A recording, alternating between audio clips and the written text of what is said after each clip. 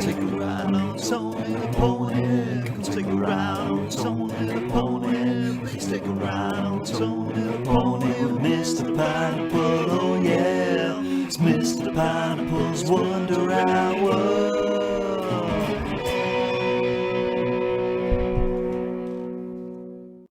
Hello and welcome to Mr. Pineapple's Wonder Hour, the show where we talk big pineapples, small pineapples, hairy pineapples, and everything in between. That in between being the infected pineapple. I'm your host, Tony the Pony, and with me, as always, is the one and only, the incredible Mr. Pineapple. How are you, Mr. Pineapple? I'm not so bad, you know. Up and down. Up and down, up and down, up and down. No. As I said earlier, I've lost all the pictures off my phone, which is annoying. What At least I haven't drank for 32 days. Hey, 32 days. Officially over a month, and I've hated every second. In the long run, be good. I haven't actually drank for a while. Yeah, but we don't care about you. No, I don't. Because I'm not the alcoholic. No. Fun times, though. Fun times. Yeah. The big pineapple of this episode is the battles that we asked people to suggest. We've got a mixture of ours and the suggested ones off our Facebook page. But before we get into that, hold the horses, hold the ponies. Right in the pony. I guess it's a hairy pineapple. You could say it is hairy pineapple time. What have you got for us, Mr. Well, Pineapple? I thought I would give an update on the Empire 500 that I have been slowly, very, very slowly, because of the Star Wars viewing, which took up all the time. You know, I've been working my way through. Much like last time, I've only seen 2 since the last time I updated. 2. I guess you have been watching like every Marvel film as well. Yeah, I've got the Marvel films and the other thing that I said a minute ago. What was it? Star Wars. That's Star Wars, that's one. Yeah, all the Star Wars. But yeah, when I started it, I had 158 left to watch, but now I'm on 154 left to watch. So slowly getting there. Delve into what I watched, shall we?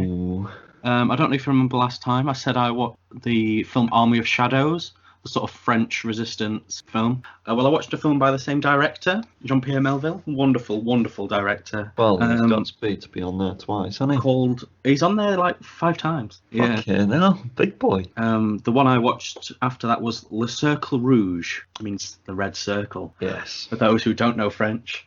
That was number 298 on the list. But essentially, this is like a sort of heist film. You know, this guy gets out of prison and he's like, fuck this shit, I'm going to do another job, mate. There's a whole bit about this guy who's getting transported to prison, but he breaks free from the guy who's taking him on the train to the prison. It's a whole weird thing. And then they join forces to rob this jewelry store with a former cop who's an alcoholic. He helps them as well. It's just really fucking cool. It's shot beautifully. And the heist bit is like 28 minutes long and there's no dialogue in it. Nice. It's fit as fuck. Man. It's wonderful. That is a way to describe a film. Alain Delon is the lead in it and it's just cool. I just recommend watching it. Melville just makes cool shit. Le Cercle Rouge. Le Cercle Rouge from 1970. Oh. His second to last film. Did he die after that? He died at some point. But yeah, it's his second to last film. He just makes good crime cinema. It's a proper hard-on for cops and robbers. And he gave me a proper hard-on watching it. Nice. Yeah, highly recommend it. And then I watched The Elephant Man for the first time. For the first time? I didn't know it was the first time you watched it. And that was number 362 on the list. Yes. I loved this film. John Hurt and Anthony Hopkins. Lovely black and white photography. It was beautiful, man. Made me like emotional and shit. Jamaic. That. Yes. See, I can do all the accents, mate. I am not an animal. I am a human being. I am a man. Charles Dance. No, but obviously most people, I'm assuming, know The Elephant Man, you know. It's about the disfigured fella who's, to this day, they still don't know what it was that affected him, but... Alien. Yeah, it was Alien. He was an alien. Yep. But it was a really affecting film. It got a lot of flack from some people saying it was a bit too cloying, you know, a bit too sickly sweet in places. But I'm like, fuck off, I don't give a shit, man. sometimes it's nice to have good shit. Sometimes, I mean, it's incredibly harrowing in places, Yeah. like where he's getting exploited by the fucking ringmaster guy, and then he's getting exploited by the night porter man who's fucking taking money off people to go and view him, and they're fucking spinning him round and pouring booze all over him and shit. Yeah, because he gets sold to the circus, doesn't he, as a kid, and then just locked in a cage for most of his life. People like, haha, poke him with a stick. Really, though, it was fucking good.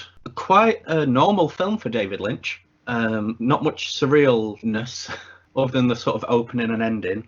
But I mean, the producers wanted to cut that. Like David Lynch, isn't it? What's funny is Mel Brooks, the famous comedy director, he was the producer on this film, and he was like, "Yeah, you probably shouldn't put my name on any of the advertising material because people will think it's a comedy." So, just have it really tiny in the corner.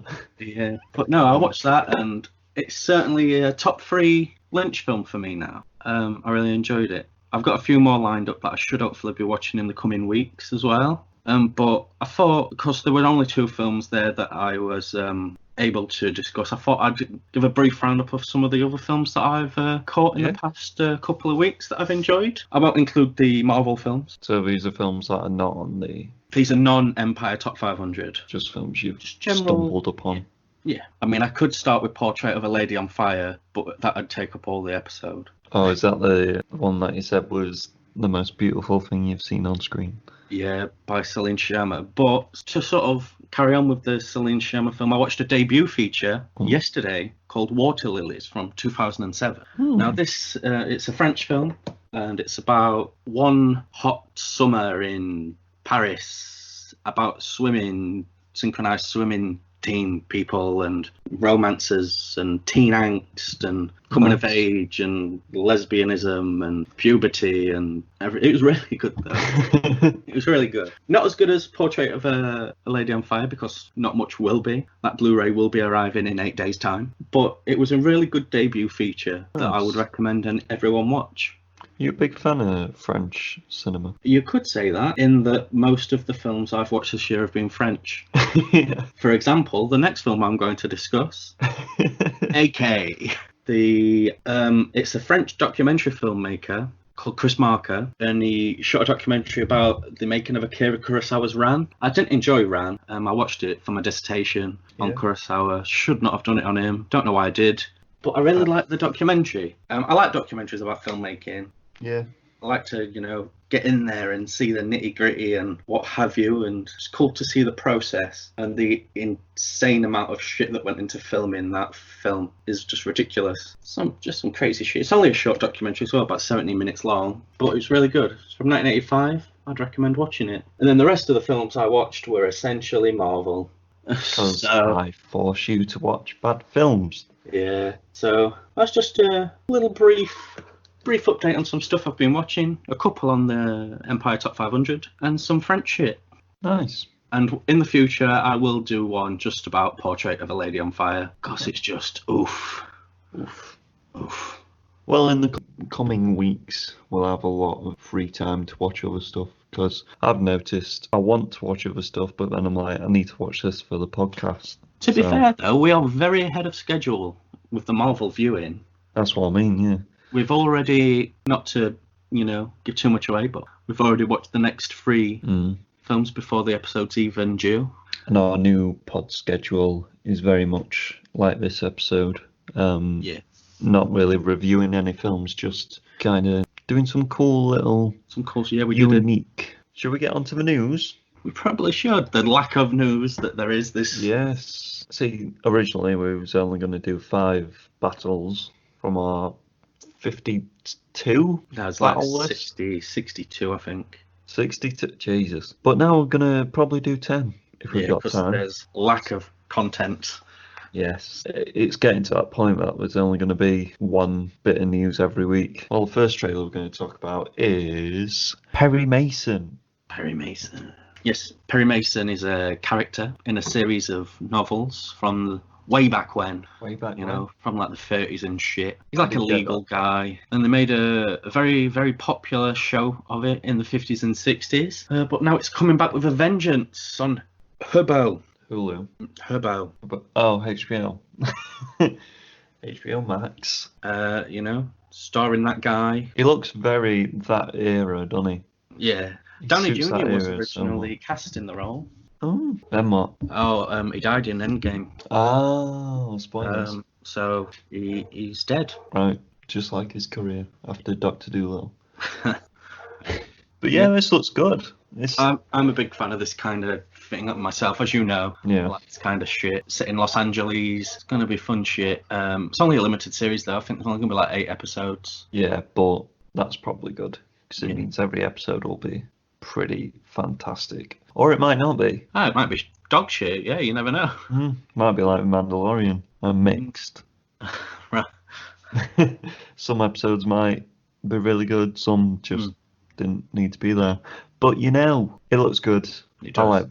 like the whole theme and the atmosphere of it Yeah. all. Very noiry. Yeah. I like good noir. Everyone's wearing a fucking fedora. Yes. That's how Trench you do it. coat, fedora. Yes. But yeah, it looks good. I'm looking forward to the show. It's one I'll definitely be watching myself. So And I hope the main character chain smokes throughout the whole series. it's probably an alcoholic as well. Yeah. Yeah. Well, shall we go on to the next one? This one's a weird one, isn't it? It's called Good Boy, but it's a part of like the Into the Dark series, I think. Because on the trailer, it does say Into the Dark Good Boy, but then right at the end of the trailer, it just says Good Boy, and then Into the Dark after. So I'm guessing they're making some kind of Bit of an anthology type yeah. deal, yeah. Well, it's Blumhouse anyway. Yeah, of course it's Blum. He does that. I looked at his IMDb page the other day, Jason Blum, and I was like, Jesus Christ. He does about 50 films a year. Yeah. I mean, it's about a dog that kills a bunch of people. That's all I could grasp from it. Yeah. Starring Judy Greer, who's more famous for her comedy roles. This does look pretty funny though, doesn't it? I'm gonna watch it. That's all I could fathom. It's a Yeah. dog that kills other dogs and then starts Yeah. killing humans. It's And it looks like she kind of turns it into her weapon. yeah, she's sort of in on it, sort of kind. I don't know if it's like a demon dog or I'm what. guessing that it is. thing is, yeah. But either way, horror comedy sometimes works, Killer sometimes dog. doesn't. We'll have to wait and see. Did Piranhas work? Did the original Piranha work? The 3D one? No, the one from 1978. Probably not. Did Piranha 2 work? Directed by James Cameron. James Cameron. It was like his first film he directed. Eesh. And then he made Terminator. When he made Avatar. But yeah, anyway, it looks funny, doesn't it? But it's on. What's this on? Hulu? Something. I think this one's on Hulu. Next trailer is a game trailer that I really hated. Fucking hell. It looks so good. Fast and Furious Crossroads. It's so PlayStation 2 looking. It is, isn't it? I was like, oh, this looks fun, and I hate it. Yeah, I'm gonna buy it, and I'm gonna play a lot of it, and I'm gonna hate myself. They like fucking swinging balls, don't they? Wrecking balls. Jesus. Oh, the That voice one where work. it's, The voice work in the trailer as well is just atrocious. Oh, yeah, no. It's mostly Michelle Rodriguez. I can't wait. But yeah, when they've got the wrecking ball attached to the back of the car, that looks so frustrating. I was literally watching it like, I would scream and throw my control at the TV and then get annoyed because why am I getting stressed over a shit game? I mean, we're gonna play it though. Well, we're gonna have to if you fucking get it. That means I'm gonna have to get it. I'm gonna have to do a video on it. Jesus. I'm gonna dress up like Vin Diesel. I'm gonna be better at it than you, just like Fire Pro Wrestling. Yeah, you are. The next little trailer is going to lead into it's kind of news. It's kind of it were a teaser trailer, but it's the PlayStation 5 event that is happening June the 4th, I believe. June the 4th. June the 4th be with you. Well, it's happening Thursday, is it? 4 days, mate. Yeah, Thursday. It's going to get revealed finally. We're going to see some games. Oh man, what's it going to look like? Maybe it's a big dick.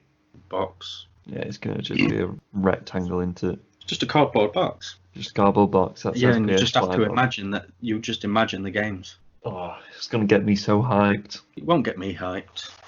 It will, though. I don't play games. But yeah, June the 4th, I'll be not watching it because I'll be at work when it's on. But I'll be watching it and messaging you. yeah, I'll be like, God damn it. Just watch it at work. Say, oh, I need a piss for 4 hours. I guess I'll get the end of it. Tell him you've got a UTI. I might just make myself sick in the toilet just to watch the PS5 reveal. No, just throw up in the aisle and be like, oh, no, I need to go toilet. Oh, no. And like knock some crisp off just for effect. Push an old woman over. Yeah, stomp on her head. Kick a kid. Used to be an Olympic sport, that, you know. Yeah? Kick the kid. What about dick the kid? No, mate, that's illegal.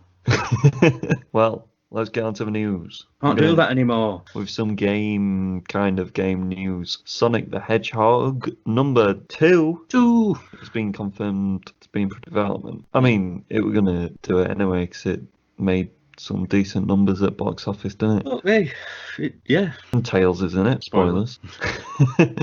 I've still not seen it yet. But I want to watch it. I do too. I feel like it'd be fun. Yeah. I'm a big fan of James Carey. I know he's a bit, you know, polarising at the minute. Bit and stuff. wacky. Yeah. And Sonic, I'm a big fan of, as you know. Yeah.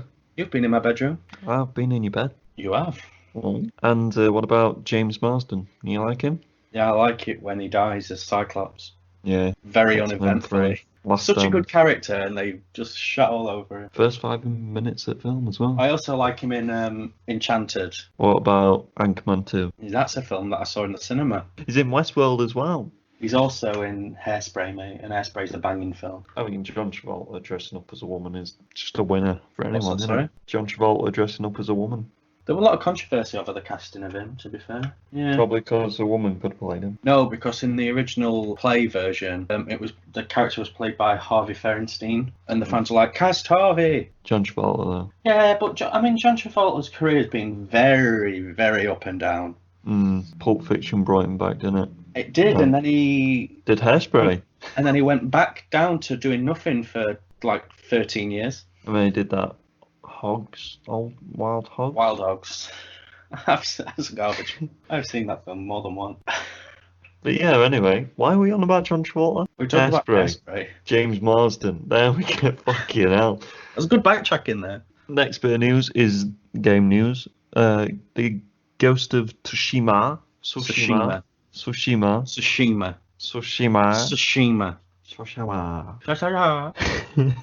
The swords will not be nerf tubes, which will make the game realistic, difficult, harder. Yeah, said that it's not going to be a walk in the park, but it's not going to be too hard. I like it. I mean, I'm going to play it. I'm going to hate it if it is like Dark Souls. If it is, I'm going to get a refund. Thing is though, Dark Souls it's just unbalanced. Like the enemies are a lot stronger than you at every point in the game. Don't matter if you upgrade, because they upgrade as you upgrade. So, shit game. But this, it kind of seems like it's even. Because he said if you hit them, they'll die in like 2 or 3 like slashes, and you'll die in 2 or 3. So, seems pretty fair. I am excited for this game though. Yeah, I believe I am too. It's been well documented. Well, next bit of news. There's going to be a Labyrinth sequel. Not seen the original. Have you not seen Labyrinth? As we've talked about. I only saw it recently. Yeah. David Bowie's bulge on that. Yeah, the bulge. Him talking about kissing babies. No, slapping babies. As they should. Slap that baby and make it pee. That's what he says. Nice. Yeah.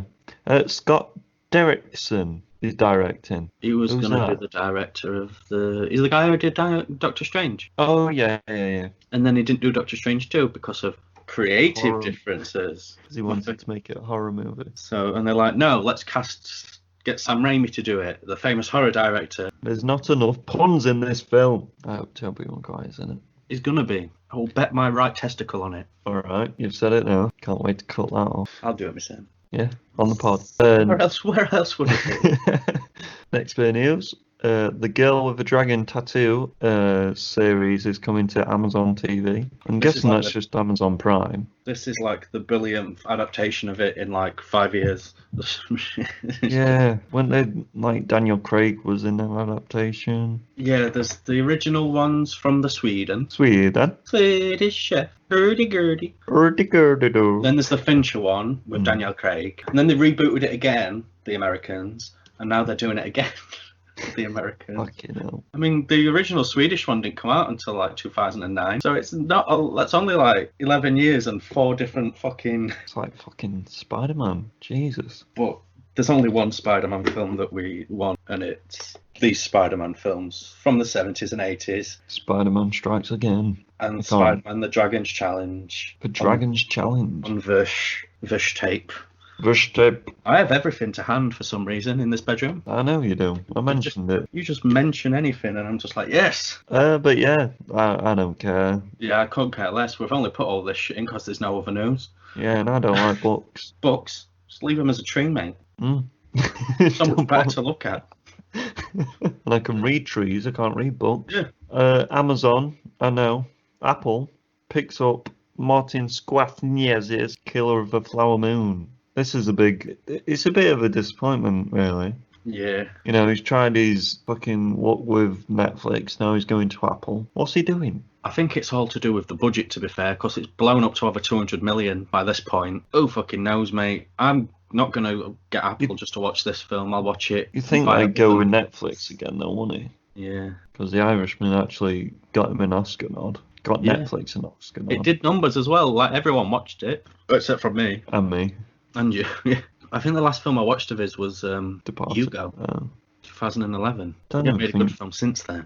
I think I've just watched bits of his films, to be honest. What's your favourite Scorsese film? And why is it After Hours? It's After Hours because you've just mentioned After Hours. Ah, yeah, same.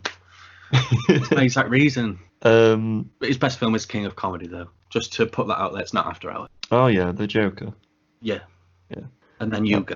The Joker's my favourite Martin Scorsese film. Oh, is it? Yeah. That's kind of big news next. Henry Cavill may be back as Superman, but it's not back as Superman. Yeah, it's we don't really know. Well, they famously filmed him in Shazam and then cut his head off in the editing process because they didn't want to pay him. Release the Shazam Cavill cut. I mean, we're going to get stuff like that. Hashtag at the end. Because I don't think Henry Cavill's really bothered. I don't think he should be bothered anyway. They're saying that he might be in a kind of a Nick Fury-esque role in later DCEU films, but I don't think. I think after Wonder Woman and so just Wonder Woman that's coming out. In the future, Suicide Squad. Yeah, but that's not. We don't even know when that's gonna be or what it's gonna be tied to, do we? Yeah. I mean, in the DC the already established universe that they're trying to make. Did we do an episode on that? What, DC Universe? Yeah. No. No. Oh. We probably will when. No, we won't. The week before. No, we won't. We watched Harley Quinn, and that is enough. The week before was Snyder cut. Have you? No, I refuse. Put it on here. Let's talk about apparently Snyder cut's going to be. It might be episodic. Because it's going to be like that long, it might be episodic, and they might do it each month to get more people to sign up and pay for HBO Max instead of signing up for the first 3 months. You know what I mean? Cheap tactic. Yeah. Fuck you, HBO. I'm not watching Perry Mason. I'm watching it illegally. That's how I watch the podcast. But yeah, I don't think Henry Cavill should come back as Superman. Just recast him. He weren't amazing anyway. Cast Christopher Reeve as him. He's a bit disabled and is he dead? Dead? Yeah. Full on dead. Clone him. I think Danny DeVito. Danny DeVito should play everyone. Guardians of the Galaxy Volume 3 would have been released this month if James Gunn didn't get fired for some weird tweets. Can't be worse than number 2 though, can it? No. Hopefully they'll bring it back with Guardians of the Galaxy 3. Don't feel like they will, but... It's all about Rocket though, isn't it? And Rocket's going to die. Yeah. Rocket's definitely dead in that, isn't he? Someone's dead. He's finished his character arc. Star-Lord's not really had a character arc. He just found out that his dad were Planet. Oh, my dad's Kurt Russell. Oh, but I want him to be David Hasselhoff. Ooh. Like, because they reference films like Footloose and stuff in there, and his dad's played by a man who looks very much like Kurt Russell. Are Kurt Russell films a thing in that world? Maybe they've replaced Kurt Russell in every film with Charles Dance. Charles Dance? I don't know. Kurt Russell in Footloose? No, but he's in a lot of 80s films. Oh, right, okay. Obviously, he's the kid of the 80s, isn't he? What's his name? Chris Pratt's character, Star-Lord. Yeah. 1988 when he got abducted. He likes his pop culture references. He does. His ship's called the Milano after Alicia Milano from that sitcom. Yeah, and he's old. Yeah, so is Kurt Russell in that universe? That's what I want to know. He I'm will gonna be, tweet. will he? I'm gonna tweet James Gunn. Yeah, do it. We Do- might actually get a reply because he replies to everyone. Do it. I mean, I don't have Twitter anymore. I'll tweet him through the pod. You tweet him through the pod, and Then we'll say, get if you him don't- on. Yeah, if you don't answer, tell him we know Brett Ratner. Yeah, he'll kick your ass. Yeah. The New Mutants director is still hopeful for his planned trilogy. Never gonna happen. Never gonna happen, never gonna happen. Never gonna happen, never gonna happen. It's never gonna get released anyway. I think it will on Disney. It is, isn't it, on Disney Plus? I don't know. Who knows? The original version of it. It's not going to do well. I don't know why. Just It's just going to be an edgy shelve it and be done with it. asylum film. It's going to be like Sucker Punch. Oh, I hated that. The trailers made that film out to be so fucking good. And I paid money to watch it in the cinema. And I came out like No, you wasted money to watch it in the cinema. betrayed, I felt. It's got Oscar Isaac in though. I feel like we've had this conversation. It always Yeah. comes back to Oscar Isaac for some reason. Because he's in everything. Just like the next bit of news is in Star Wars, isn't he? We've got Star Wars news. Simon Pegg wants to play Dengar. for Pokemon. Dengar. I'm a big fan of Dengar. He's a great character. Well, he voiced him, didn't he? In whatever animated one is in Clone Wars. Simon Pegg voiced him. He don't look like him. What are you going to do? It's just Star Wars. I mean, it's just Simon Pegg wanting to be in Star Wars without wearing a big stupid costume. Simon Pegg would be a good, like, Nazi general. Cool. I forgot the name of the emperor then. Empire. God, I don't like Star Wars. Maybe I do. Who knows? I'm a Star Wars. You're a Star Oh, Wars. fan. Yeah, he probably will if he'll take a loss on his paycheck. Because I bet he's worth a bob or two now. Simon Pegg, Yeah. been in both big star franchises. Star Trek, Star Wars. Yeah. Starship Troopers. No, Neil Patrick Harris says so. Oh, yeah. Juliana. Gender bender. Oh. We're going to tone down a bit now for the next bit of news because it is our famous section of dead people news. I forgot to write notes. Shit. Shit. Names, please. We've got Bob Kulick. We'll start with one, and then Bob Kulick. Okay, I know Bob Kulick, yes.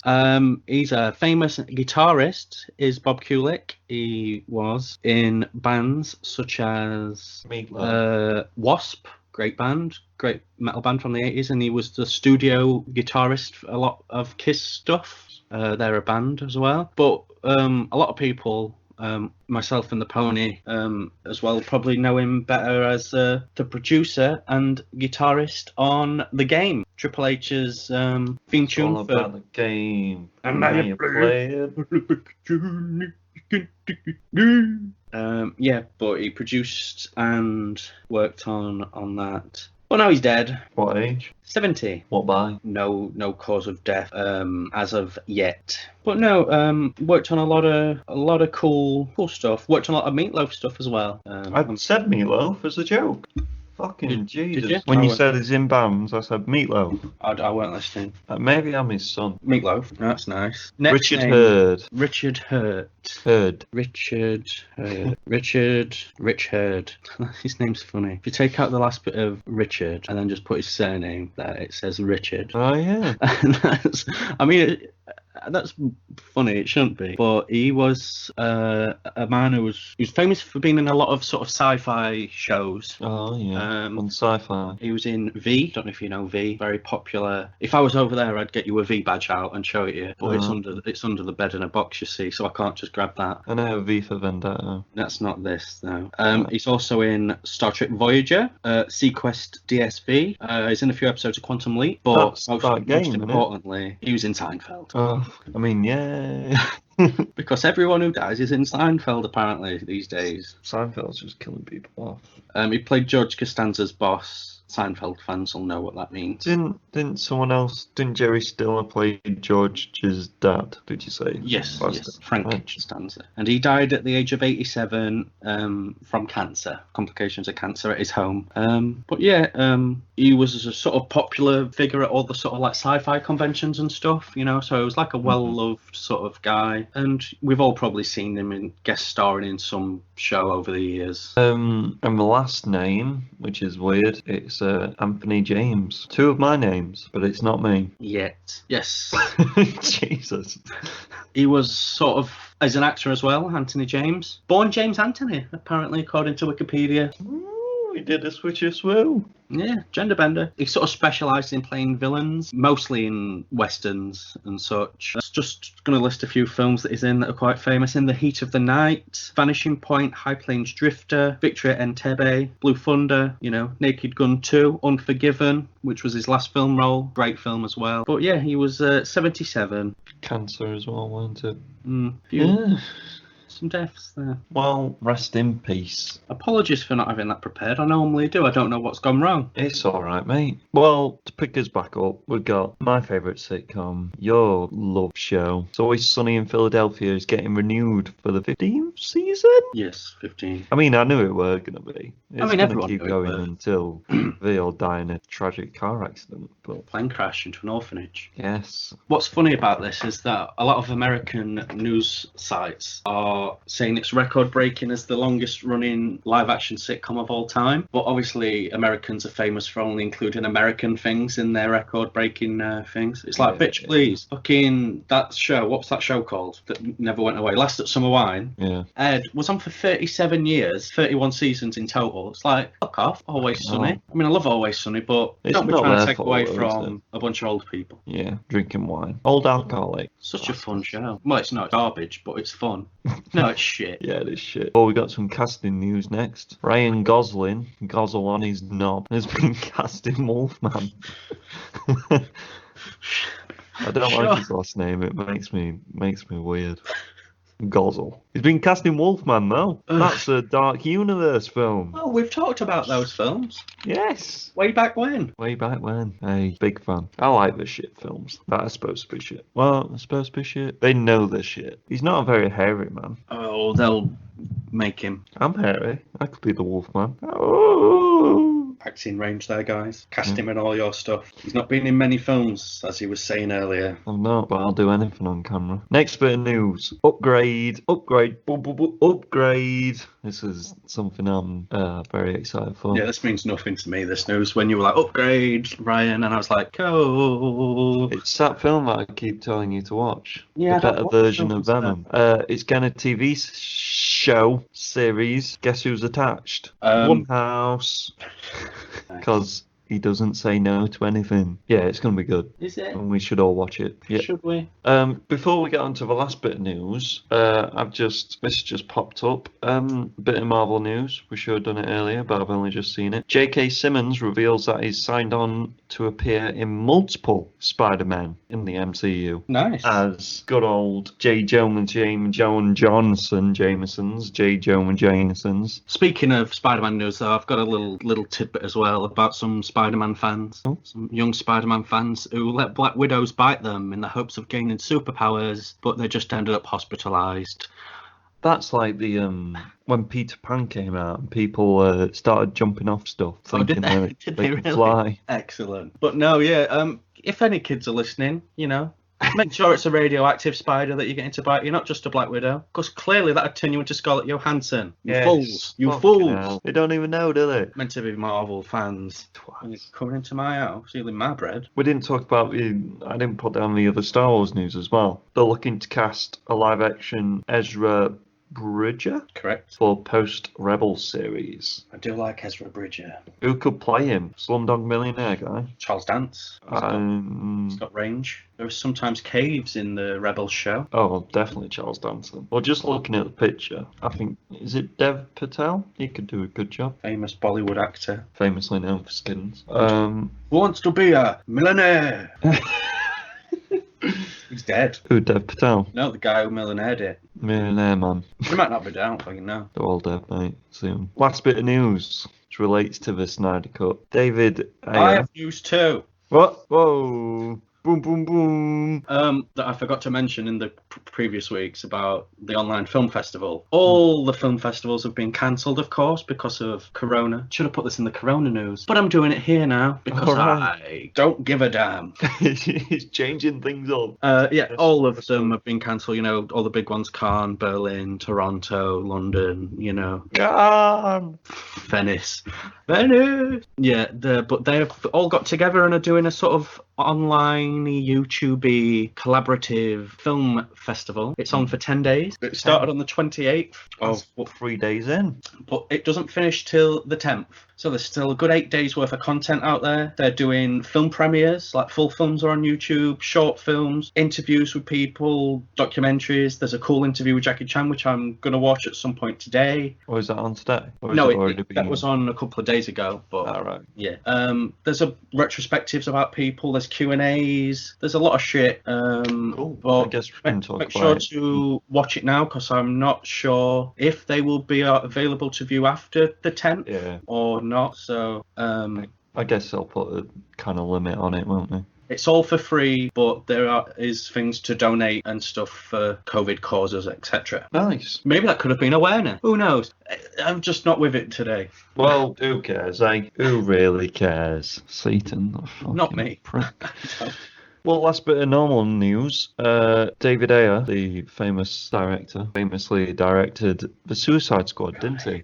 Midway through production, they changed it up. Apparently, according to David Ayer, that was because of Deadpool. They wanted to add more jokes into the film, and it made it what it is. And now he's started a trend, release the Ayer cut. Warner Brothers have come out and said that it is a possibility, basically. They're going to do it for HBO Max. Apparently there's loads of unseen Jared Leto stuff. No one cares about Jared Leto. I mean, they put a lot more Jared Leto scenes in the director's cut version of the film, but obviously it's not the director's cut version of the film.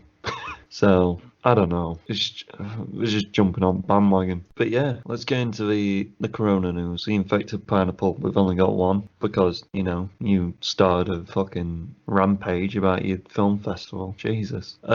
Jurassic Park Dominion resumes filming in July in Londinium. Great. Yeah. Guess that's the end of the news. Egg custard, mate. Egg custard. Egg custard. Big pineapple time. Boop, boop, boop. Oh, hello. I'm full of egg custard. Full of egg custard and Rubicon. It's my dinner. Delightful. It's not really. I've got dinner here. Just haven't ate it yet. Should we get onto Big Pineapple? I feel like we should. This could either go incredibly well or not. Or, yeah, who knows? We don't. So let's get onto it. As I said, we mentioned a couple of episodes back. When I say a couple, it was like 5. Yeah, a good few back now. We wanted your suggestions, Pineheads, for fictional battles of iconic people, literature and movies and such. Maybe even real life. IRL. We've got a few. We picked out a few. And, we're just going to make up a setting on the fly. We're going to go through their attributes as characters and then come to a conclusion of who would win to the death. I want to just add that in to the death, or if they come to any agreement. Oh, yeah, it could be a standstill. You never know. Yes, depending on the characters. So, up first. You don't know the order either. Well, no, I don't know. Up first, we have got Rick and Morty versus Doc and Marty. Oof. Big Rick and old... Morty sounds like Doc and Marty, doesn't it? Yeah, it's like they've somehow Related. copied them. But yeah, two very similar characters. How would you think these characters would meet in a scenario? Some kind of time travel shit, I'd imagine, or some multiverse bollocks. I think it would be multiverse, wouldn't it? It'd be Rick and Morty, messing around with traveling through different dimensions and such, and then BAM! Oh, and they appear in that parking lot. Yeah, they appear in. What the fuck are these guys? They appear in the parking lot, Rick and Morty do, just as they come back in the time machine. Yeah.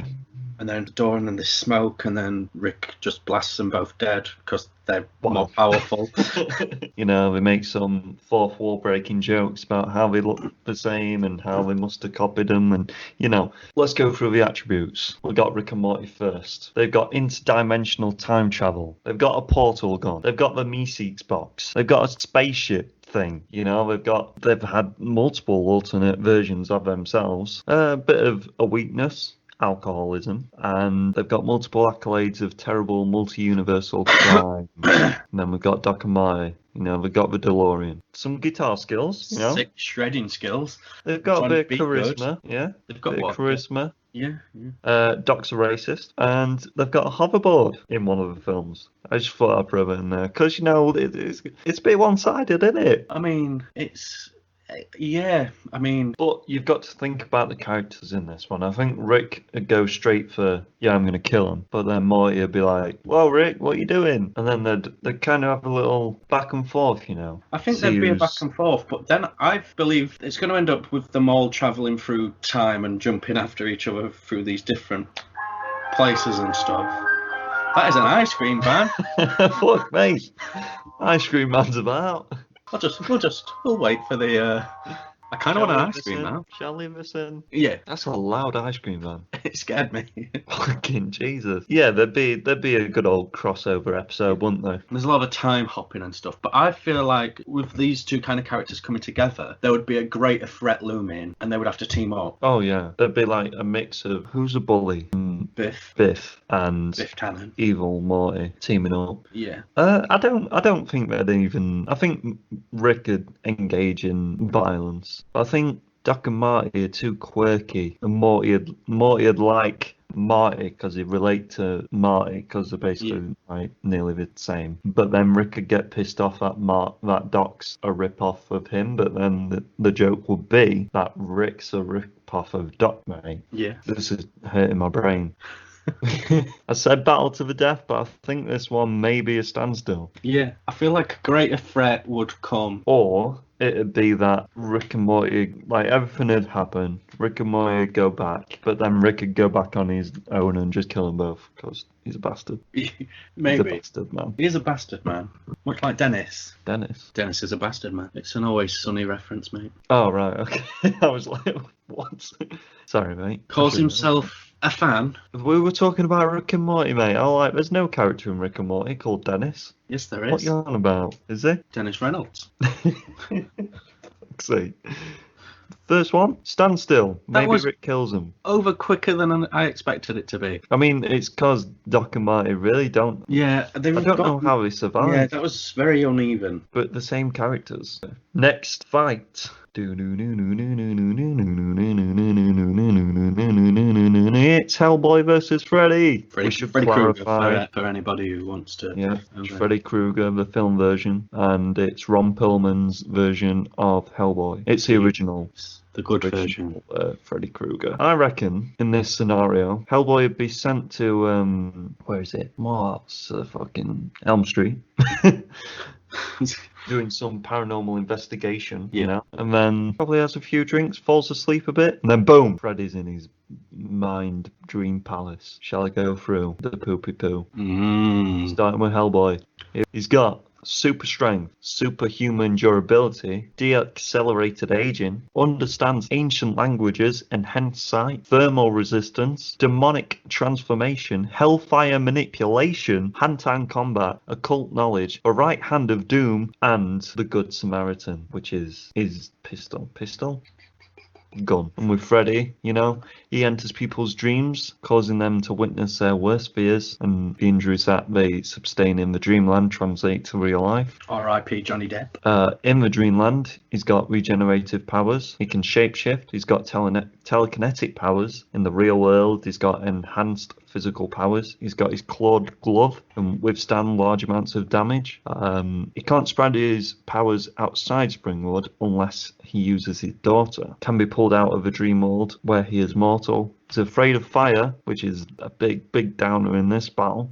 His demon masters can take away his powers, and he's weak against mirrors and reflections. apparently. So this is interesting. This would be a cool one. You know, Hellboy would just go straight into trying to shoot the shit out of him. Yeah. A few one-liners thrown in there just for good measure. Freddy's big though, isn't he? He's strong. I mean, yeah, the bullets aren't going to affect him as such. I imagine him like blocking him with his claws and all that shit. Like ding ding ding. I imagine him getting shot and Hellboy thinking, oh, this is done. And then Freddy just stands up and Hellboy's just like, shit, I've got to... Makes a really creepy sexual joke. Yeah. About him being horny with his horns. Yeah. It would, yeah, it'd go on for a while, this one. But I feel like as soon as Hellboy started using fire, you know, because Freddy is famously afraid of fire because he's a burnt man, eh? That's how they did him. That's how they did him. Burnt him to a crisp. That's why he looks like Deadpool. I love two great characters. What, Hellboy and Freddy? Yeah. I mean, I feel like we've got to give this one to Hellboy. Do you At the think? end of the day. It depends if he can drag him out of the dream world, though, doesn't Be it? able to. He's a big, beefy bastard. How do they actually drag him out of the dream world?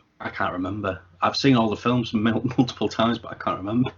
Is it when they're not afraid of him anymore? Oh, or they have to be touching him and then wake up. I mean, I feel like the only way they'd meet is Hellboy passing out from drinking loads of alcohol. Because, you know, he does like his drink, doesn't he? Yeah. I mean, and we've not even taken into account any of the team that Hellboy has. Yeah, would he be with his team? Because they normally investigate many things together, don't they? Well, I feel like without his team, Freddy would win. Really? Because he wouldn't be able to wake up. Because I don't know, because he's got occult knowledge, hasn't he? And he's dealt with loads of demons. So maybe he might realise he is in the dream world and that he needs to wake up. Oh, mate. I feel like it's just a slow process of Hellboy always going to win, but not knowing how to over a long period of time. He's just got to figure it out. Yeah, and I feel like as soon as he uses his fire, he's going to be like, right, here we go. Like he uses his brute strength and he uses his guns and his weapons, and none of that works. He's like, shit. And then some shenanigans happen. Freddy sees some fire or something. He's like, ah. Well, when he changes into his demonic transformation stage, Yeah. he does get the Fiery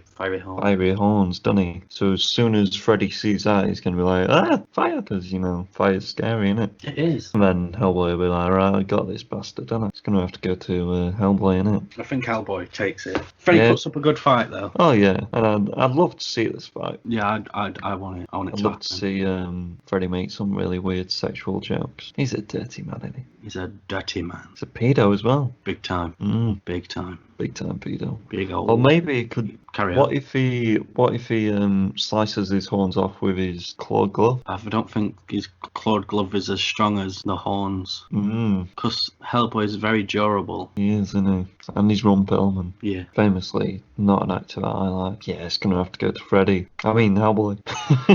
I'm gonna say. But what if Johnny Depp's there? Then we can all hope he gets killed. Well, ding ding dong, Hellboy is won. On to the next one. Oh boy, here we go. Are you ready? Up next is The Dirty Dozen versus the Graboids from Tremors. Yeah, the only thing that matters.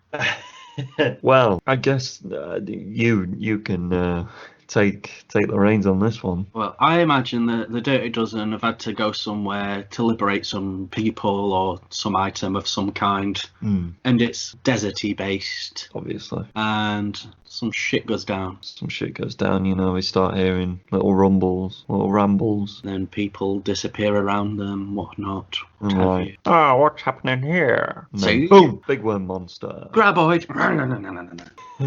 Well, the Dirty Dozen. I've put various different highly skilled military personnel. Essentially. Yeah. Have they got like standout people, or are they just all really good at shooting things? Jesus Christ. They're just different, you know. Yeah. So they liberate people, did you say? Well, they are people who they're essentially prisoners in the film, and they have to come into service to essentially get their freedom, show, you know, that kind of narrative. But yeah, I'm trying to remember what they're fucking after. Oh, it's just they have to go and like liberate this bit that's occupied in France somewhere just before D-Day. Right. It's essentially a suicide mission they're sent on. So it's like the Suicide Squad. but better. Right. The graboids, they have a armored hide. They do some burrowing. They've got tentacles. They got enhanced hearing. And depending on if it's in Africa or not, African-only ones have got tentacle autonomy, breaching out of the ground and corrosive acid spit. So it's up to you if you want to go with the African ones. We'll stick with the originals. Okay. So, I've seen the first Tremors. I can't really remember it that much. Okay. I've not seen the Dirty Dozen. I'm guessing this all kind of depends on how good the Dirty Dozen are. The graboids are fucking creepy, aren't they? Yeah, I like them. Big wormy monsters with tentacles coming out of the face. What do you think could happen? How many graboids are we talking? More than one. More than one? Yeah, you gotta have more than one, haven't you? How many are we normally? I'm trying to think of how many there is in the first film. Well, there's the one that comes out the thing and crashes and dies. Like 2 or 3 in the first one, I think. 2 Yeah. in the first one. So 2? 2. Let's go 2. What kind of weapons have the Dirty Dozen got? Just What your kind- standard World War II issue kind of guns. like rifles and machine guns. Yeah, So cheeky bit of grenades so in we've there. got some grenades, right? We've got some explosives, have they? I guess 3 or 4 of them would just die straight off, wouldn't they? You got to kill a few off, yeah. Yeah. Shot. Nom, nom, nom, nom, nom. Done. Because they eat people now. I guess it's another time consuming one. It'd take them long to realise that they've got an armoured hide, so they need to use explosives. Yeah. Or shoot them in the mouth a bit, like in the film. I imagine, are we talking night or day? I imagine it'd go over a period of days. So Right. All right. So it's kind of a camping out thing. obviously they couldn't camp on the ground because They need to stand on top of a tank. buildings or rocks or what have you. Well, I imagine, they're walking through the desert, and then boom, one of them's gone. What? And boom, another one's gone. When we start running, they don't know what to do. They're shooting around like madheads. They might shoot each other by accident, and boom, another one's gone. Who's the leader? Is there a leader? Lee Marvin. Lee Marvin, gets on top of a rock in the desert. And then they wait it out. His team gets picked off one by one. I feel like they kill one at least.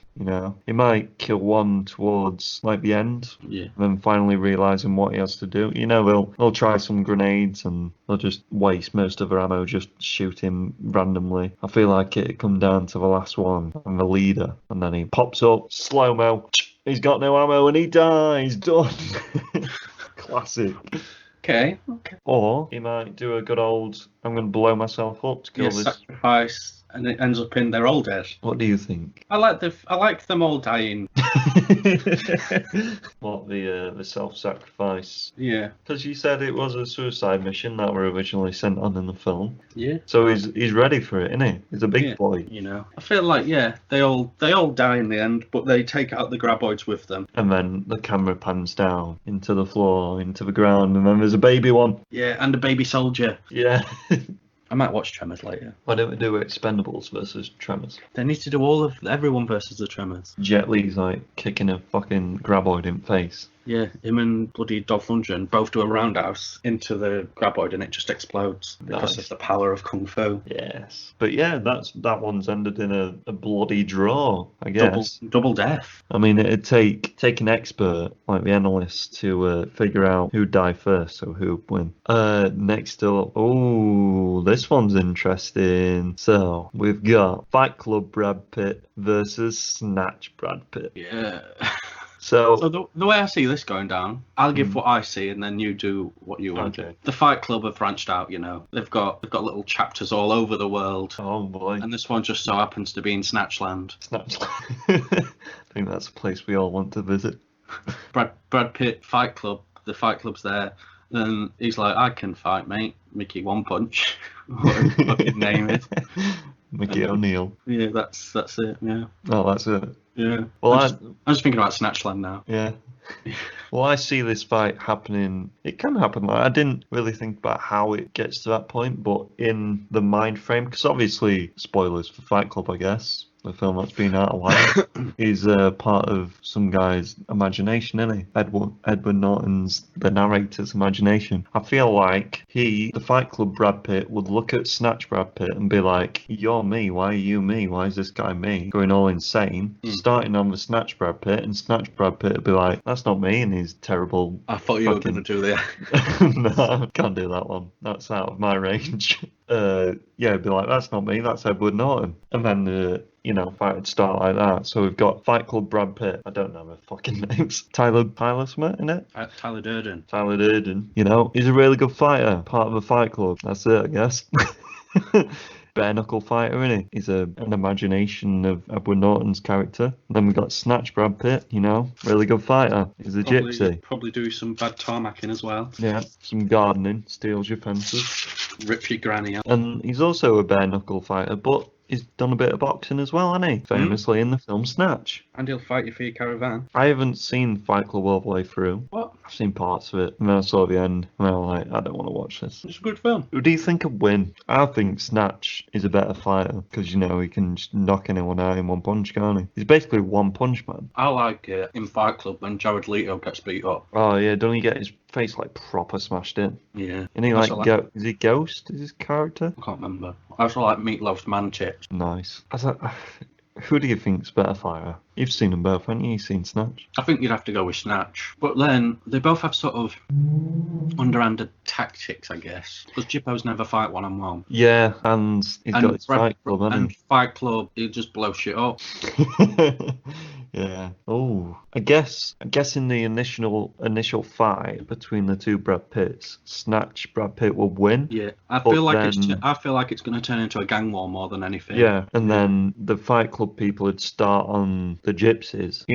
Snatch Brad Pitt would take out a few, but every other gypsy in the film does not look like they could anyone else. So then I feel like the Fight Club will win over the gypsies and Snatch Brad Pitt. So I guess Snatch Brad Pitt wins this fight, but overall Fight Club wins over Snatch. Yeah. But yeah, Mickey O'Neill fucking wang him, wouldn't he? Wang him right in the wanger. But both look very, sexy, don't they? I would. I'd lick every ab of every man in the world. Has he got better abs in this? Or no, you haven't seen Once Upon a Time in Hollywood, haven't you? He's got good abs in that. Maybe we should throw him into the fight. Stuntman Brad Pitt. But yeah, Snatch wins, but then Fight Club wins. Kind of a draw. Kind of not a draw. Ding dong ding. Ding ding ding. Next one. This is the first of our comic book-esque ones. Are you ready? Let's do it. We have got Hugh Jackman's Wolverine versus Game of Thrones' own Night King with White at his disposal. This was a suggested one from one of our Pineheads. How would this even come to be? Well, time travel. Days of the Future Past shit.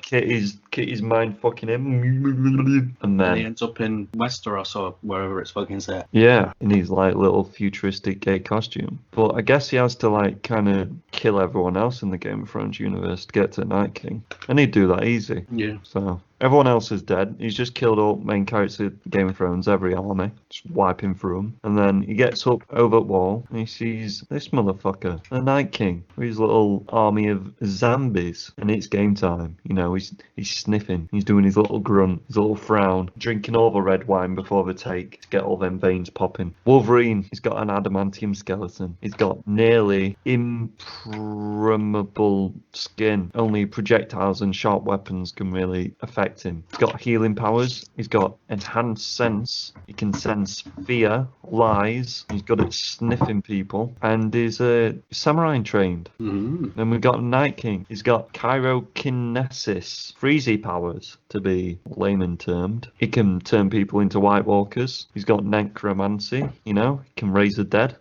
He's got enhanced strength. He can throw shit a mile. Can he? Yeah, his own shit. He's got them javelins, them ice javelins. Yeah. He's got durability. He's got seismic control, so he can create little earthquakes. He's got a dragon. He can ride a dragon. Wolverine's got a cool suit. So Wolverine wins. Fashion. He's got fashion. And the Night King's got weather manipulation. This one would be a very cool, very Cinematic, it'll be. oh yeah, very. You know, he'd see the Night King on his little horse, and then he'd do his arms raising thing, and all the zombies would raise up out of ground. And it'd be a close up on Wolverine's face. He sniffs because he likes sniffing things, and he'd be like, "Arrgh!" I like to think that running. he'll throw a javelin thing at him straight away, and it like goes in him, and he thinks, oh yeah, I've killed him straight up, and then Wolverine just stands up. It'd be a reference to Logan when he's impaled on the stick. Nice. Spoilers. It's old. I've not seen that film. What? I mean, if you've seen Deadpool 2, though. I already know what happens. It's Yeah, fine. good. So yeah, he's impaled, and He thinks his job's done. He's killed. he puts his arms down, the Night King, and then whoom. Whoom is the noise he makes. Stands back up, slices the ice with his claws, rips it out of his back, sniffs again, grunts, starts running, and then all the whites, is it? Whites, isn't it? They start running at him, you know, he's slashing through all of them like a fucking mad, crazy motherfucker. And then I'd say he's like 3 rows of whites before he gets there, but then he does his leapy, jumpy thing. No, this is very cinematic. I've got it all playing out in my head. This should have been Game of Thrones. I feel like you're gonna make a fan film. And then, you know, goes, stabs him in the chest. He's smiling like, he's dead. I've done him. But wait a fucking minute. He's Night King, innit? He can only die by them dragon glass. So what happens now? I guess he impales him again. Yeah, I don't know. um, I don't know enough about the Night King to. well, I think you can die by dragon fire as well, and it's dragon glass. Can we chop him in half? We can, yeah, but he'd survive it. Yeah, but can we just put one half for him way over there and one half way over there? Lock him in a cupboard. Yeah? Chop him up a bunch. Will he still be alive if I chopped him into like 28 pieces? I don't know. I don't know if dragon glass is the only thing that can like cut them. In their universe. Let's say you can. So, you know, he's stabbed into him. Night King stabs him again, and it's just a whole stabbing match. And then they realise we can't die. So they just go out for pizza. Yeah. Yeah. Wolverine would kill all his whites, and then it just kind of be. They start a relationship. Yeah, I feel like they'd fight for about 50 years, and then fall in love. They see a random baby on the battlefield and raise it as their own. This is nice. It's a love story, if anything. Or if he arrived there already north of the wall, Wolverine would then join the Night King, kill everyone in Westeros, and then just like live in Westeros with the Night King, just little gay relationship. Cute. I like this. So what started from a very epic cinematic battle has turned into a rom-com starring Wolverine and the Night You King. need more tonal shifts like that in films these days. Oh yeah. I'd watch that. They get a massive hard-on for each other because they're basically the same. You know, they can't die in that. And just start kissing each other and hello. I mean, this turned into a whole different film. Full penetration. Yeah, making a fan film now, that's for sure. I'd watch it. Cute. No contest, I guess.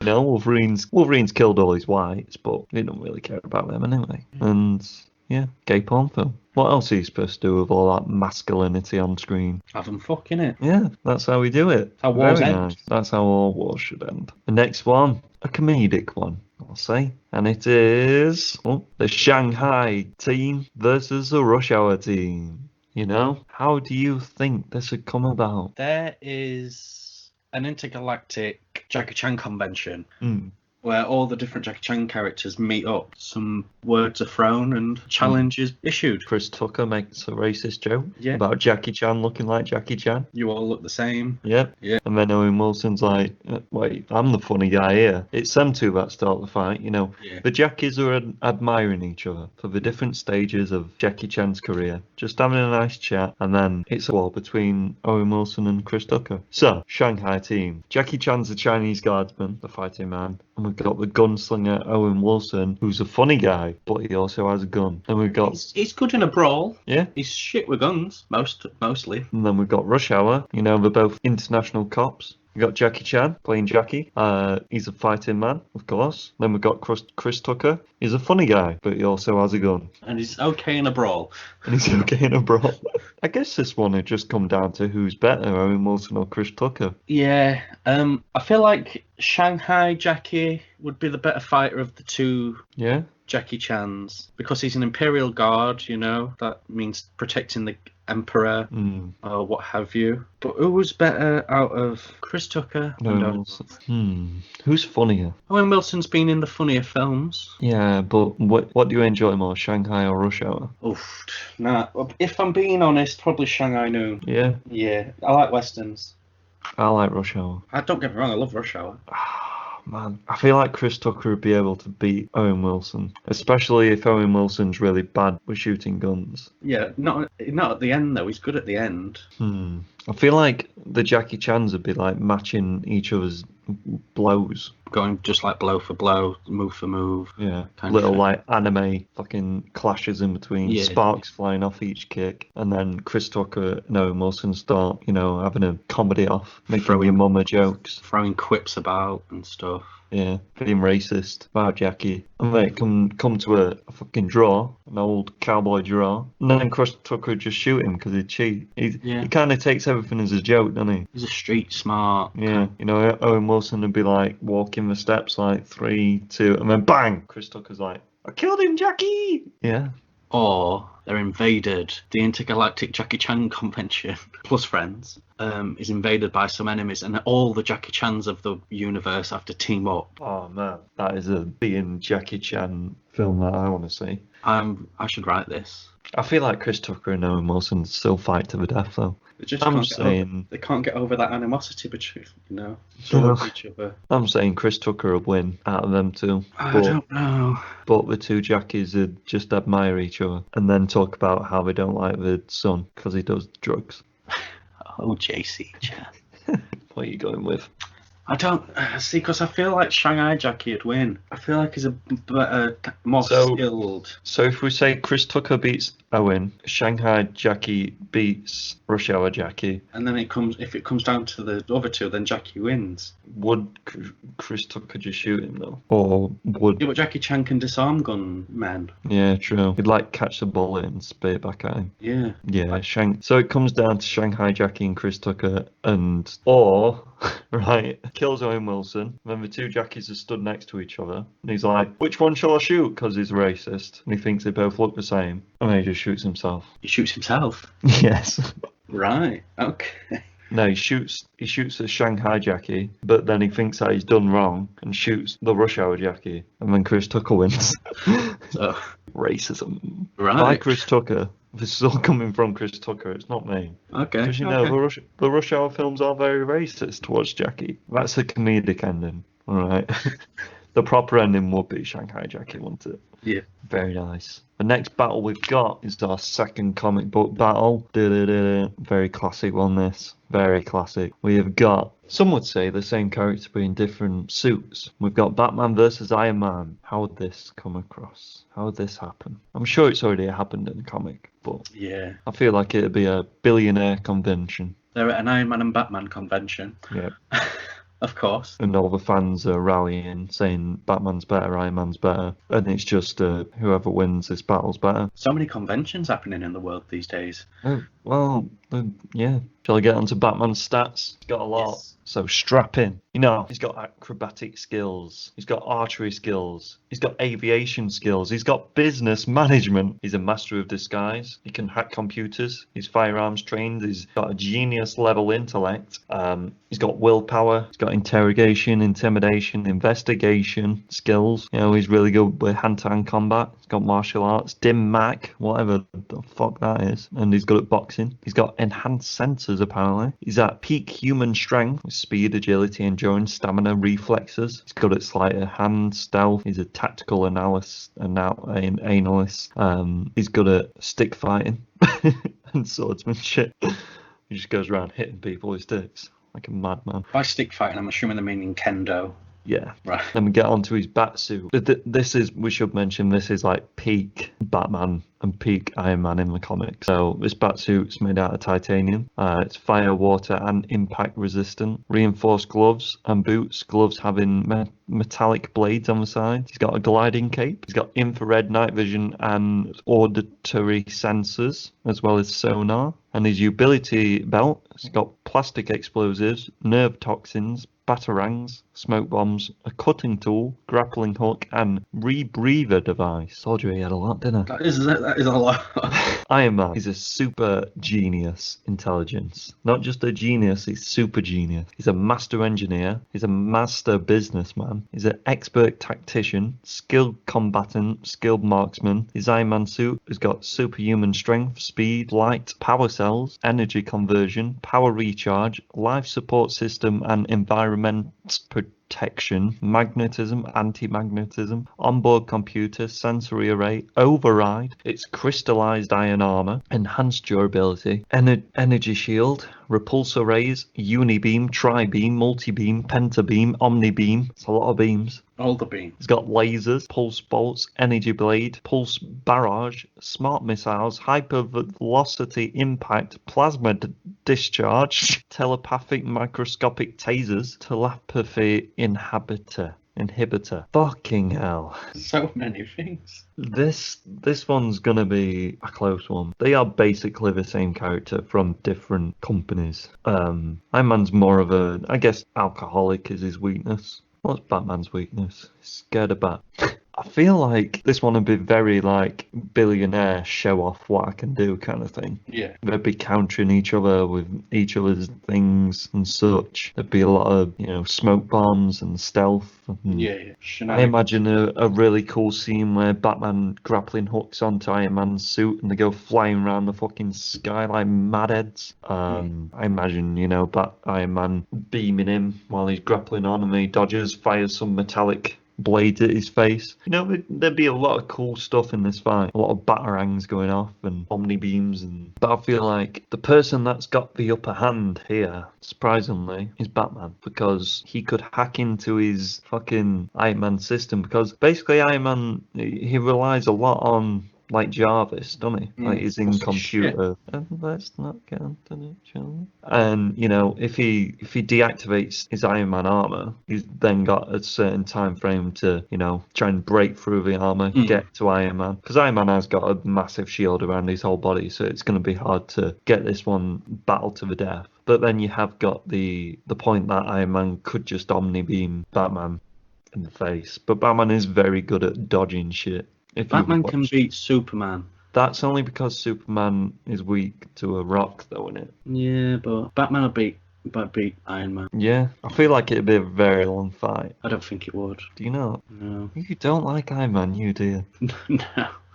No, I don't. Why? Maybe you... Oh, right, okay, that's fair. I want to see this fight. I'll never see it, but... You touched me. So you're going Batman? Yeah. Yeah, I'm going Batman. I like Batman better. That's the thing. Batman don't kill. Batman don't kill. But he has famously killed a bunch of people before. Yeah, he has. And he was definitely going to kill Superman. Batman wins. I don't think he'd kill him, though. I do. I don't. I think he'd get steal Jim his Gordon on the phone. Steal his money. But then Iron Man would come back as a villain. As the Joker. Yes. Next fight. Are you ready, boy? Are you ready? You're going to be excited about this one. Two horror icons. Oh my. The big boy, Ash. Ash Ketchum, mate. Not Ash Ketchum. Ash from the Evil Dead versus the one and only Leatherface. Leatherface Texas Chainsaw Massacre. Oh, and his name is Ash Williams, by the way. Williams. It's not Ketchum. No. Because that's Pokemon Man. Yeah. As he's referred to famously. Pokemon guy running around catching Pokemon. Woo! Pokeball. Gotta buy them all. Great ball. How do you think this one will come around? Does Ash go out looking for evil people? No, it just always falls upon his lap. They're at a chainsaw convention. He's in Texas. Right, so Ash is essentially he always goes to cabins and then some shit occurs. Right. Through stupidity and Has he ever been to Texas? I'm perhaps on his travels. Maybe he thinks Texas will be safe. I'll It's like, yeah, go to a cabin there. There's no woods in Texas, so there can't be any weird log cabins. I'm safe. I'm not going to get attacked by Deadite or any demonic creatures. But little does he know that humans can be evil too. Lo and behold, there's a cabin. A house cabin. No, he stumbles upon this house cabin. And he just walks in, see some weird shit, but he don't think anything to it because he's seen weirder shit in his time. He's seen weirder. You know, and what next? You know, does he just hear a big brum of a chainsaw and he just starts? So He gets hit in the head with a sledgehammer and then he's dead. gets hit in the head, gets knocked out, and he wakes up, and there's a big, big Leatherface man just staring at him. And then he makes You've seen Texas Chainsaw Massacre, yeah? Yeah. You seen Evil Dead 1, 2, 3? You seen Ash vs Evil Dead? No, Call yourself a horror fan. I've seen the one he's not in. The remake, reboot, sequel Yeah. kind of fits into the category of all three of those. Yeah. I like that film. So yeah, he wakes up, Leatherface is staring at him. He makes Well, cool. Leatherface is hungry. Yeah. Leatherface wants food. Oh. And he eats humans, doesn't he? Yeah. And then we can kind of start from there, can't we? Ash should make a cool one-liner, wouldn't he? So Ash got durability, agility, evil recognition, whatever that means. Does that mean he knows what's evil and not? Pretty much, yeah. He's a skilled marksman, skilled mechanical engineer. He's good at hand-to-hand combat. Well, yeah, hand-to-hand combat. He's got a chainsaw arm, a boomstick, a metal gauntlet, and Pablo's power glove. But apparently he's a bit of a retard and good at making rash decisions. And he likes the booze as well. Oh, everyone's an alcoholic. I would be an alcoholic if I'd gone what he's gone through. Well, I am anyway, but I haven't been what he's through what he's been. Then we got Leatherface. Got durability, speed, super strength, proficient with a chainsaw. He's a butcher, serial killer, mass murderer, cannibal, mutilator, stalker, kidnapper. He's got a baby brain. And he kills his victims because he feels threatened by them. And he kills them to eat. Yeah, that's a do with cannibal. Fine young cannibal. I don't think this one's a quick decider. No, we've got to think methodically about this. Could Leatherface take a shotgun bullet? No. I guess if Leatherface has knocked him unconscious. Like Ash is doing right, we've done it. Ash is exploring the house, he's been knocked unconscious. We assume that Leatherface has taken his weaponry and put him somewhere. But he's got a baby brain, so he might just like be in front of Ash on the table. He can't take his chainsaw arm though. Unless he acts off the arm. Maybe that's how he wakes up. He's about to act off his arm, and Leatherface is like, "His chainsaw, that won't turn on. It's just attached to his arm," and then Yeah. swings at him with his chainsaw arm. Just a big old fucking brawl. Yeah, big chainsaw clash to start it off. Yeah. Sparks flying everywhere. Like there's chainsaw battles happening. They're throwing each other through fucking walls and shit. Leatherface picks him up with one arm and tries to put him on a meat hook. Yes. Much like in that film, The Texas Chainsaw Massacre. But Ash smacks him a few times with his gauntlet. Yeah. What does Pablo's power glove do? I can't remember. I know what it is. I just can't. My mind has gone to shit since I've stopped drinking. I feel like Ash should do a cool run and then slide under Leatherface's legs, get his shotgun back off the table, and then he could shoot it. But then Leatherface would turn around, fucking chainsaw bullets out the air. So he's got speed, mate. He's got durability. I really don't know how to decide this one. I guess I'm gonna leave it up to you to decide this one, because again, I've only seen Texas Chainsaw Massacre. Well, we need to remedy that by watching them. I feel like Ash wins. Is that because you're an Ash fanboy though? But yeah, I've got Leatherface tattooed on you. Because Ash is a lucky bastard in everything. Right. And there's just some weird sort of shenanigans occur. Like he's going to get killed. Something just happens and he just escapes by the skin of his teeth yet again to battle another day. Or no, he gets sucked through a portal again, like in Evil Dead 2, and time travels. So does he kill Leatherface? Or does he get sucked through the portal? Leatherface lives to fight another day. Maybe it's another horror villain that sucks him through the portal. Yeah. Could be. Ash versus Pinhead. Yes. Because Ash is lucky and unlucky. Ash versus Kane from WWE. See No Evil. So they're having this just great fuck off battle, just like beating the shit out of each other. I'd love to see it as well. We get cool chainsaw bit. What is Leatherface one of these horror villains that randomly just come back to life? Not particularly, no. So Ash gets sucked through his portal and he finds himself next to a lake. And then he just does and then it ends. And he's like, "God damn it, I'm next to a cabin in a lake."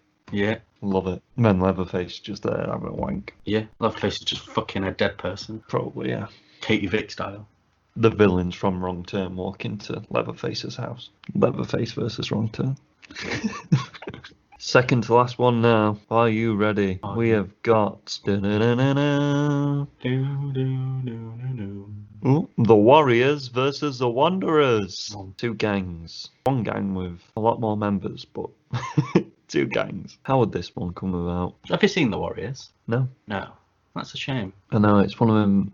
I don't think it's on like anything though. I think the ones that are on there are the director's cut, and the director's cut is garbage. Garbage. But yeah, I guess this one had just like happened naturally, wasn't it? Well, they're set in different eras. Ah, right, okay. The Wanderers is 50s sort of set, and the Warriors is more sort of late 70s. Not that kind of apart though. Yeah, but they wouldn't be teenagers anymore, would they, in the Wanderers? They'd be fucking men. True. Just telling their kids not to be in gangs. Well, how old are the Warriors? Because they They're look meant to pretty. be, like, teenagers and stuff, I think. Oh, they're definitely middle-aged men in this picture. Yeah.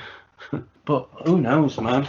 Gang convention. Always. And Always you know. with the conventions. Well, let's talk stats. The Warriors, they extort people, they mug people. You got home turf of Coney Island. You got Ajax and Snow as a heavy. Cleon is a leader. Swan is a lieutenant. Fox is a scout. Rembrandt is the graffiti man. He's a little bitch boy is what he is. Oh, and Cochise and Vermin. And Cowboy. You forgot to put Cowboy down. And Cowboy, kind of like little foot soldiers. He wears a cowboy hat. There is other foot soldiers and stuff mentioned in like the games and stuff, and the follow-up sequel comic, which I've not read yet because I am not paying ridiculous amounts of money for a comic book. Yeah, you got the Wanderers. Yeah, they do money and mugging and stuff as well. You got Richie who's the leader, Joey a member and best friend of Richie. Jim is a leading member of the gang. Perry is a member and close friend to Joey. And Turkey is a member but wants to defect. He wants to go to the Baldies. Well, I feel like that'd play into his fight. He'd see the Wanderers the Warriors, and then he'd be like, oh, but they're cooler than the Baldies. I want to go to the Warriors. So essentially, at the end of the Wanderers, there's a giant fuck-off fight between the Baldies and a lot of other gangs, including like the Wanderers. It's really cool. Are the Warriors the Wanderers, fuck's sake. Are the Wanderers any good at fighting? Some of them. The Warriors would win, wouldn't they? They'd just kill them. Yeah. They'd just brutally murder them up front. Yeah. The Warriors are all pretty decent hand-to-hand combatants, except from Fox. Fox is a bitch. I feel like Turkey would be like, can I join you? And then they just stab him. Stab him dead. Oh, I'm going to replay the Warriors, I think, now. Yeah. The soundtracks. Do the Wanderers have any weapons? They all have weapons, but sort of like your little switchblades and... Do you think any members of the Warriors would die? Maybe the... Just hopefully Fox. Right, okay. Fox dies, but they kill all the Wanderers very easily. Yeah. And then they have like a little moment for Fox. When they look into the distance at this convention and they see the T-Birds. They look back. They see the Clockwork Orange guys. They look back. And it goes dun dun dun and then ends. Setting up, mate. Setting up these sequel baits. Gotta do it. Excellent stuff. And our last battle for the episode is another comic one. Our last comic one. Yeah, it's comic one. We've got Persephone versus Jean Grey. Persephone. I don't know anything about Persephone to really kind of... She's a Greek god. Yeah, I'm unsure. We don't really know how this one's going to come about. Yeah, this was did we say this was another fan suggestion? Persephone versus Jean Grey. Guess we just get into the statistics. They're both out shopping. Yeah, because of women. Jean Grey wants these gloves, but Persephone grabs them at the same time, and it's the only pair that's left. And like Persephone's hair like starts going all mad with flowers, and then Jean Grey's hair starts rising up. She gets phoenix eyes, and yeah, It's battle for the gloves. Here we go. Persephone, she's a goddess of spring and fertility. She can conjure flowers, plants, and full forests and create life. She's got the power of growth and mutating her hair. When getting aroused, her floral abilities explode in larger areas. She can levitate, and she's capable of healing. Jean Grey. Here we go. Another long one. It's got empathy, alright? And she can manipulate other people's feelings. She's got telepathic defense. She can cloak her powers. She can cloak someone's mind. She's got a psychic shield, telepathic illusions, telepathic camouflage, which means she can just make someone think that she's not there. She's got telepathic manipulation, memory alteration, mind control, mind possession, personality alteration, mental paralysis, mental amnesia, heal trauma, mental sedating, neural jumpstart, dilate power, mind link, psychic blast, astral projection, mental detection. She's got telekinesis, psychic firebird, force field, tactical telekinesis, matter transmutation, psychic siphononin, telekinetic aura, psychic resistance, psychic entity, philosophy, cosmic level telekinetic blast. Fuck me. She's got a lot of shit, and she's got some telekinetic weapon. Not gonna lie, Jean Grey's gonna win. Jean Grey can literally do anything. She'd be a really good therapist. I think she is a therapist in it, isn't she, at some point? Probably, yeah. She's, like we say, this is the characters at their peak strength. Jean Grey, she can dilate her power, so she could literally, make her think that she's not a god, and then just kill her. Let's just chalk it up to a Jean Grey win. not even resistant against anything, especially not psychic shit. I know she's a god. How do you kill gods? Beat them. Because she's capable of healing. But I don't think she'd kill her. She might just make her think, you don't want these gloves. That's it. Battle never happens. And she's got the gloves. Boom. Pish bash Either bosh. way, Jean Grey wins. She's got the gloves, and if it did battle, she'd just mindfuck her. Well. That was a quick one, wasn't it? Yeah. Last one, quick one. But yeah, that is our big pineapple. That was fun. Fun. And I hope other people disagree with everything we say so we can attack people verbally. Wrestling news. Wrestling. Ding, ding, ding. Nia Jax has injured Kairi Sane. How did she injure her? Who knows? Just bad stepping in the ring. The reason we don't really look into this one is because she's injured that many fucking people. She should just not be allowed in the wrestling ring anymore. Yeah, but at least the buckle bomb's been cancelled. Yeah, the buckle bomb. Not cancelled, banned even. Yeah, it's been banned, which is good. You know, a thing that put Sting into retirement. The thing that Nia Jax injured Kairi Sane with last time. Oh, she's injured her before. Yeah. Maybe she just didn't like her. It's a race thing. Probably. Next bit of wrestling news. Apollo Crews has become the United States champion. Yes, he's beat Andrade. Which is surprising. It's his His first title, isn't it? Yeah. Or was he 24/7 at one point? Maybe, but everyone has been at some point. Yeah, it's not a real title, is it? It's his first proper title win. Yeah, it might be relating what we're going to talk about later on, but this good win for him. I think he's very underused. He's a good talent. Hopefully it's a good run. Yeah, and hopefully we don't. If it's already planned, and if it's not in relation to what's happened in the world, he should have a run. If not, he'll probably. That's wrong way around. If it is in relation, he won't have a run with a title. If it's not in relation, he'll have a run. Kurt Angle has debuted. He's come back. He debuted a while back, didn't he? Yeah. Yeah, come back as a special guest referee in NXT for was it Matt Riddle match? Yeah. Steel cage match, wouldn't it? But it looked fucking weird. He's in SmackDown now. Okay. Oh yeah, Kurt Angle introduced him, didn't he? Matt Riddle, yeah. Yeah. Don't know why, because probably won't get out. He's been put with Street Profits, hasn't he? Don't know. And they're not doing much. I thought they were on Raw. Is anyone on any brand anymore? I don't know, it's just confusing. Yeah. And the last bit of wrestling news. The Revival have debuted in AEW. Yes. They attacked the people, the Young Bucks, though apparently they're holding off on their in-ring debut for quite some time. Oh, right, okay. From what I've read. I feel like, they have had quite a few debuts at the moment, haven't they? You know, Matt Hardy's just come into it. Brody Lee came into it. Brian Cage, of course. Brian Cage, yeah. So in the future, we'll get that Revival, or whatever they're called these days, Young Bucks match that people have been clamouring for on the internet for quite some time. Yeah, fans service in. Should be a good match though. Yeah. I did cut the most of the wrestling section out of last episode because we did speak about the AEW pay-per-view results, but it weren't good content.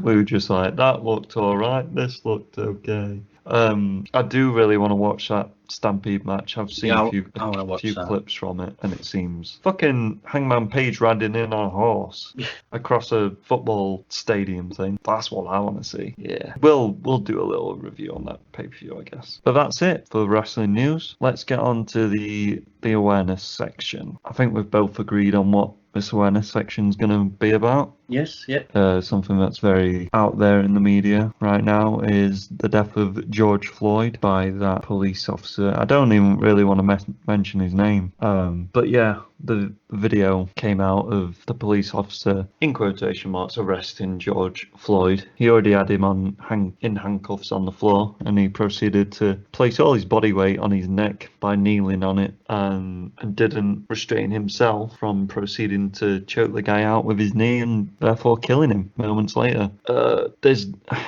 I know a lot of like celebrities have come out and spoke about this, and there's a lot of, 'cause America's just fucked. I've had so many like cops killing black people, like shooting them, and just mass killings and just stuff like that. This officer in particular is now being charged, with manslaughter. Yeah, being charged, yeah.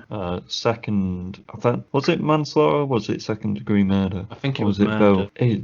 Rightly so. Yeah, like, this guy, obviously, this was a race thing. Like, I know we do throw a few risky jokes out there about racist stuff, but never ever will we ever mean any kind of race hate towards anyone. And this was obviously like just full on racism at its worst. I mean, racism bad in any kind of way, but it was just, if you look at, there was that post that revealed what this guy's been, like all the complaints against this one officer in particular, and all of it's been relating to like either police brutality, or he's been involved in shootings before involving black people. So it just comes to show that it is a horrible person asserting his dominance over the black race. I want to talk about like what's happening now though. Like the response to this is so weird and so mind-blowing to me. Like the people of, is it Minnesota where it happened, I think? Yeah. They've started protesting, but then they started rioting and burning down restaurants and rioting, like robbing shops and stuff. And even some of the shop owners and restaurant owners have been like, oh, it's okay for them to do it in memory of George. And I'm like, this is the worst way to go about it. I guess the way that I can kind of make sense of it is because they're attacking the police and wanting the police to come out so they can face the police. But not every police officer is a racist, and it's that classic thing of you only hear about the bad ones, like you only hear about the bad police officers. I know there've been a lot, but it must be a minority. Like there must be a lot more good police officers than bad, but you never hear about the good police officers. And it's just kind of like, to be a police officer in America must be one of the bravest things you can kind of do, because you'll be like, throughout history they've always been seen as pigs and like just fuck the police more than kind of anywhere else, I think. Especially like American police officers, you know, they have got a bad history. But I just don't like, Donald Trump tweeted these two tweets, and I don't like Donald Trump. Just going to point that out there, but he does kind of sum it up, because he said, well, in his first tweet he did say, I can't stand back and watch this happen to a great American city. Oh, it's what do you say that? Minneapolis. That's the one. A total lack of leadership. Either the very weak radical left mayor, it's all political, this first one, Jacob Frey, getting his act together and bring the city under control, or I will send in National Guard and get the job done right. But then his second tweet, he said, these thugs are dishonouring the memory of George Floyd, and I won't let that happen. Just spoke to Governor Tim Walz and told him that the military is with him all the way. any difficulty and we will assume control, but when the looting starts, the shooting starts. Thank you.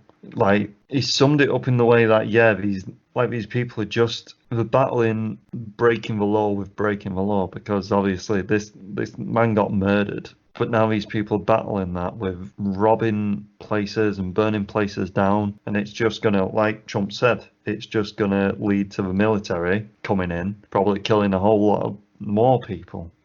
But then the people that are protesting are going to use that as, they're just shooting more people. We're going to stand up for the people that they've like killed from the protests, but they won't be sending this action in if they weren't burning down shops and restaurants. I can't wrap my head around why they've turned to this such a violent, headstrong way into kind of sorting this problem. I guess it's because throughout all these incidents that's happened, there've never really been a justice for it. But I feel like this, like him actually getting charged with something, is the justice for it. All of this is kind of overshadowing like the fact that this man died and his family's now got to deal with his death being like because some people will blame the riots and everything and the loss of businesses and stuff to this man's death. It's all just fucked up, and it's thrown fucking social distancing out window. We're having fucking protests. The world can't get much crazier. I just feel personally a lot more action could be done in a better way. I get that they're angry, but it gets to the point where other criminals are just jumping on the bandwagon of looting and using the excuse of this man's death to do that. I don't know what you think, but I agree with some of what you were saying, but I like the fact that they're all rioting and shit. They've had peaceful protests and stuff, but nothing's changed. So maybe it's time for this action. And fuck Trump. Earlier this month, people were protesting and stuff. White people saying, "Oh, give us our freedom back. I want to get my hair cut and shit." And he was praising them. But now because a bunch of black people are doing it, he's gonna gun them down. Yeah, but it's not just black people that are doing it. He's not calling the black people thugs. He's just said thugs because people are looting and stuff. I don't think it's aimed at black people. Just because a black man has died. It is. Yeah, but there's a lot of white people that's come out and supported it. I just think people are being a bit stupid. Who knows? Next topic. But like I said, it is overshadowing the fact that this guy's lost his life. Yeah. You know, rest in peace, George. I don't like Donald Trump, all right? I would like to create my own Hall of Fame of sorts. Mm-hmm. I'm going to call it Mr. Pineapple's Hall of Fame. Great name. Nice. Great name. The inductees, which will be coming over the coming episodes, what have you. Not every episode, Don't want to... It's not the WWE Hall of Fame.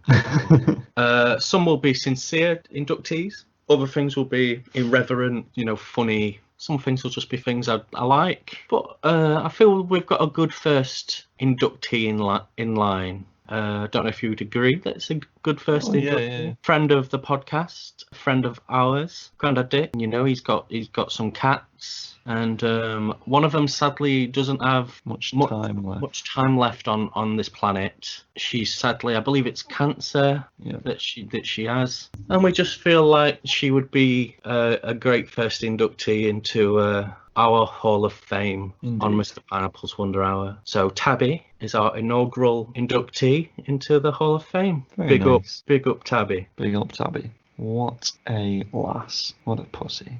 Way to sully it. I had some kind of sad news. I haven't even told you this yet. A dear close family member of mine, they're in a care home, and they got tested positive for COVID-19 the other day. We have had some information saying that they're okay, but it's weird.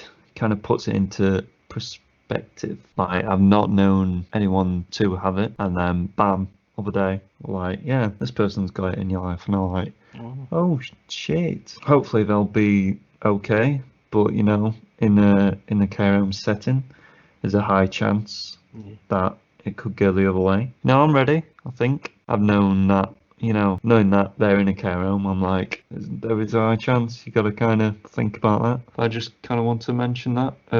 Guess I'll keep updating that. But yeah, now I'll process it more and talk about that on the infected pineapple section.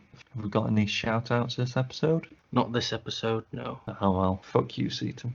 Fucking ginger prick. He says it's his fault. Bad at quizzes as well. Gonna have to speak to him later. I know. God damn it. Well, I guess it's social meds. Find us on Twitter at Wonder Hour, on Facebook, Instagram, and the YouTube at Mr. Pineapple's Wonder Hour, and on Stitcher, Apple Podcast, and Spotify. That's the other one. Mr. Pineapple's Wonder Hour. And that is the show. Stay fresh. Stay fresh. Take a ride on some little pony. Let's take a ride on some little pony. Let's take a ride on some little pony with Mr. Pineapple. Oh yeah, it's Mr. Pineapple's Wonder Hour.